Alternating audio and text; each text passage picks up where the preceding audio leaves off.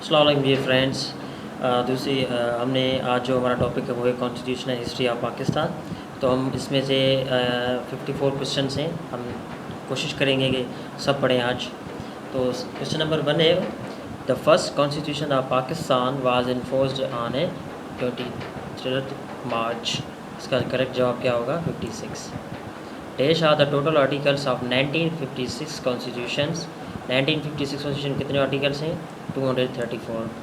There are dash parts of the 1956 constitutions. इसमें कितने part हैं? इसमें पार्ट्स हैं 13। There are dash schedules in 1956 constitution. कितने इसमें शेड्यूल्स हैं? 6। ठीक है जी। Dash form of government was introduced in 1956 constitution. कौन सा पहले उन्होंने जो है वो किया था, इंट्रोड्यूस किया था? Parliamentary.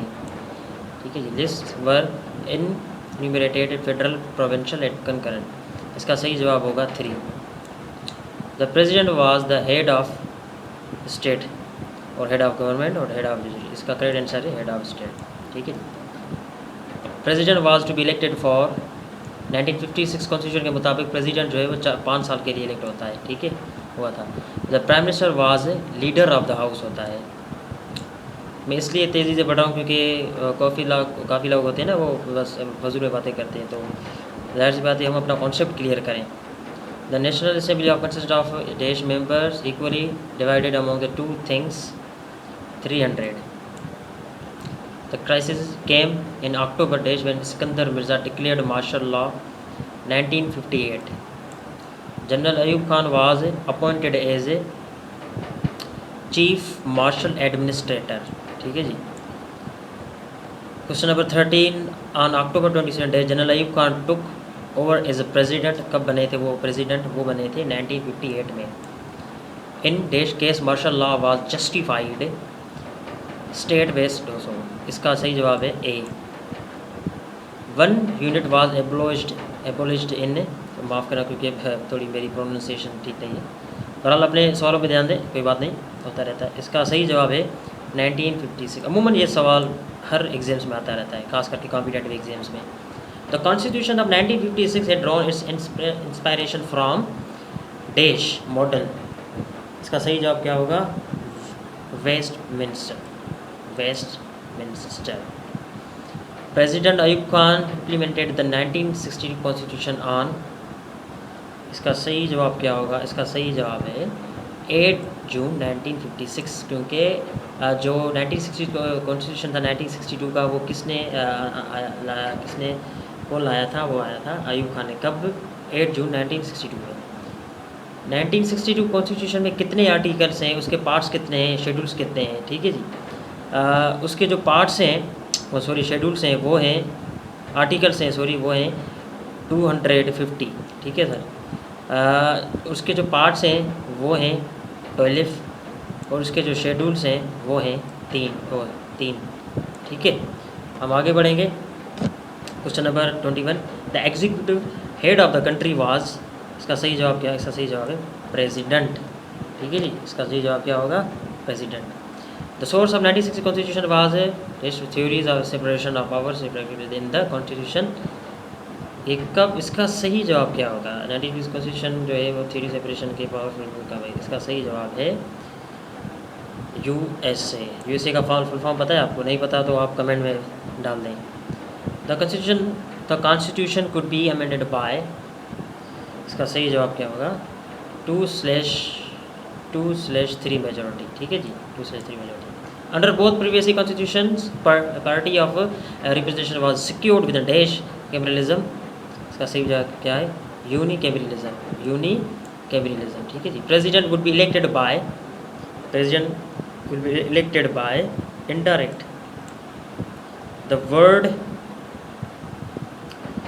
Word Islamic was dropped from 1956 constitution 1962 sorry। Ayub Khan handed over power to यया खान मार्च 25 डैश। किस साल में ये किया था? ये हुआ था 1969 में। इलेक्शन वर हेल्ड इन दिसंबर। इसका सही जवाब 1970। Legal framework order was issued by यया खान। ये अभी सवाल आया था STS हिबा सखर जो है ना, इसमें ये सवाल आया था। इसका सही जवाब है 1970। ठीक है जी। According to LFO there shall be dash system. इसका सही जवाब है federal A. The constitution shall provide maximum provincial autonomy with a dash central government. इसका सही जवाब है strong. The primary function of LFO was to provide setup for dash elections. East Pakistan was separated on December 96। इसका जवाब क्या होगा आप बताएं। इसका जवाब सही जवाब क्या होगा? इसका सही जवाब है 1971। अमूमन ये सवाल बिल्कुल हो जाता है। Constitution of 93 constitution 1973 was enforced on 14 अगस्त। ये किसने मुझे बताएंगे कि 1973 का कॉन्स्टिट्यूशन किसने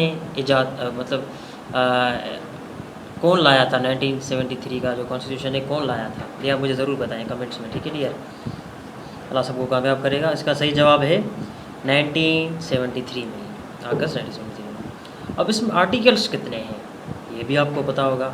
इसमें चैप्टर्स कितने हैं, शेड्यूल्स कितने हैं, ये तीनों सवाल हम एक साथ ही पढ़ेंगे, अपना टाइम बचाएंगे। ठीक है जी। इसमें आर्टिकल्स सबको पता है 280 हैं, और इसके जो चैप्टर्स हैं उसमें जो चैप्टर्स होते हैं ना वो हैं 12। सी जवाब है इसका। और जो शेड्यूल्स हैं इनमें शेड्यूल्स है वो 7 है। मतलब एक बात सुने कि ये जितने भी 1956 कॉन्स्टिट्यूशंस के हैं, जितने भी शेड्यूल्स आर्टिकल्स और चैप्टर्स हैं, ये याद करके रखें, क्योंकि ये सवाल जो है ना बाउंसर की तरह आते हैं। बॉल कीजिए ना, जो शोएब अख्तर बाउंसर मारता था, ऐसे आते हैं हर टेस्ट में, खास करके SPSC और FPSC की टेस्ट में आते हैं ये। 38 क्वेश्चन में पहले चलेंगे हम। The constitution of 1973 provides dash form of government. ये सवाल भी बहुत अच्छा है। ये सवाल CC में आ सकता है और MPT में भी आ सकता है। 38 सवाल है पार्लियामेंट्री। ठीक है जी। ये जो है हम 1956 के भी आइन में आया था शायद, हमने अभी जो पढ़ा। Head of state article claims that the president was to be head of state. Article कौन से तहत, आर्टिकल के तहत जो head of state the president वो हुआ था 41। ठीक है जी। The tenure of the president will be. इसका आप जवाब देंगे कि प्रेसिडेंट का टेन्योर कितना होता है, इसका आप जवाब देंगे, अभी हमने पढ़ा है। ठीक है जी। और किस आइन में इसका टेन्योर जो होता है वो कितने साल होता है, किस आइन में, ये भी मुझे बता दें। आगे बढ़ेंगे। देश amendment authorised the president to dissolve national assembly. कौन से अमेंडमेंट में ये आया था कि प्रेसिडेंट जो है वो नेशनल असेंबली डिसॉल्व कर सकते हैं? 5th, 2nd एंड 3rd में, 5th और 8th में, 9th और 8th में, किसमें इसमें आया था? सी जवाब है इसका। Constitution can be amended by dash majority 2.3। ठीक है जी। आगे बढ़ेंगे हम। Question number 43। हाँ जी। The constitution set up by cameral. इसमें थोड़ी सी मिस्टेक हो गई है, यूनिकैमरल बाय कैमरल होगा। ठीक है, फिर भी आप कंफर्म करें कमेंट में। द अपर हाउस इज, ये भी सवाल आता है। एक NTS में सवाल आता है। NTS की जो टेस्ट होती है ना, NTS, STS, PTS, जितने भी ये टाइनी ऑर्गेनाइजेशंस हैं या टेस्टिंग सर्विसेज है ना, उसमें ये सवाल आता है। ठीक है जी। इसमें जो सवाल है वो क्या है? इसका जवाब है अपर हाउस क्या है? सीनेट। लोअर हाउस और अपर हाउसेज होते हैं, 2 हाउसेज होते हैं। ठीक है। The senate consists of dash members. कितने मेंबर्स हैं इसमें? इसमें मेंबर्स हैं 100। ठीक है जी। The national assembly consists of dash members. कितने मेंबर्स नेशनल असेंबली में? अभी जो है वो 342 है, ये याद कर लें।